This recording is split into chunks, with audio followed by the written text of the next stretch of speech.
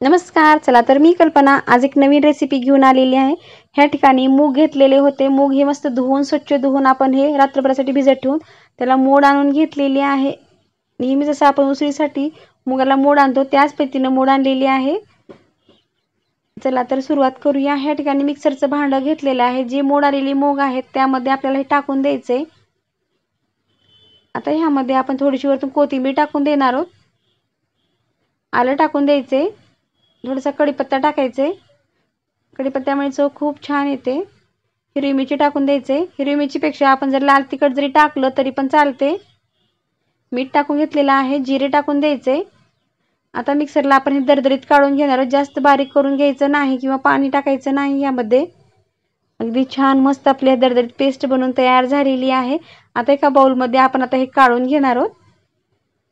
तर पूर्ण अगदी खमंग नेहमीपेक्षा वेगळं, नेहमी आपण तेच पदार्थ खातो तर नाश्त्यासाठी अगदी भन्नाट रेसिपी आहे. तुम्ही नक्की ट्राय करून पहा. आता पूर्ण आपण जे मिक्सरच्या भांड्यामधून काढून घेतलेलं आहे.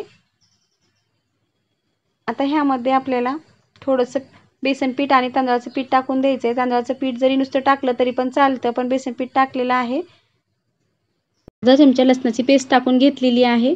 हळद टाकून घ्यायचंय. मस्त आता मिक्स करून घ्यायचं. व्यवस्थित मिक्स झालं चमच्याने की आपण हाताने व्यवस्थित मळून घेणार आहोत. पाणी बिलकुल टाकायचं नाही. जे ओलसरपणा असतो मुगाचा त्यामध्येच हे पीठ आपलं मिक्स होऊन जातं व्यवस्थित.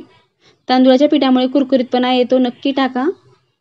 अगदी ह्या ठिकाणी आपण सोडा वगैरे काहीच वापरलेलं नाही. फक्त मळून घेतलेलं आहे पीठ टाकून. दुसरं काहीच मिक्स करायचं नाही.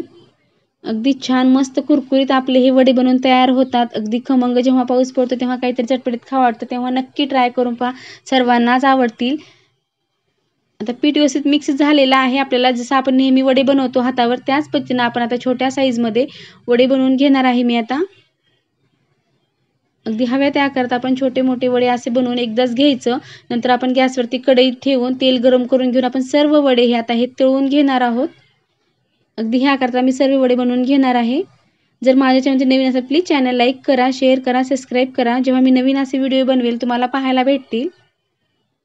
थोडाही व्हिडिओ आवडला तर प्लीज लाईक करा. व्यवस्थित वडे आपले बनवून झाले. तेल छान गरम झालेलं आहे.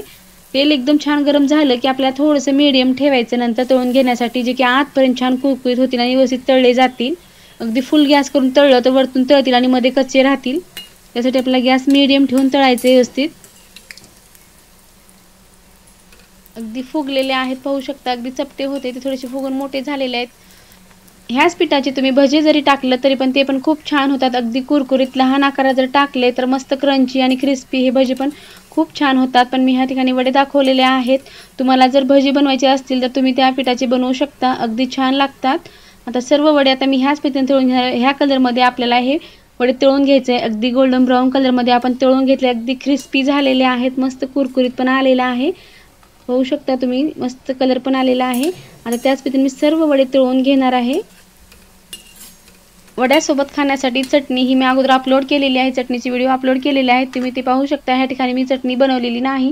मी दह्यासोबतच खाण्यासाठी देणार आहे. त्यामुळे तुम्ही चटणी बनवायचं असेल तर तुम्ही व्हिडिओ पाहू शकता किंवा कुठल्याही चटणीसोबत खाण्यासाठी सॉससोबत हे वडे खूप छान लागतात. आतपर्यंत मस्त क्रिस्पी झालेले आहेत. छान आपले तळून झालेले आहेत. अगदी छान चव पण आलेली आहे. कमी वेळामध्ये पटकन हे वडे बनवून तयार होतात. जेव्हा आपण उसळीसाठी भिजू घातलेल्या मुगापासून हे बनवलेले आहेत. जास्त आपल्याला मेहनत लागत नाही. पाहू शकता. ह्या ठिकाणी तुम्हाला दाखवते मी आवाज.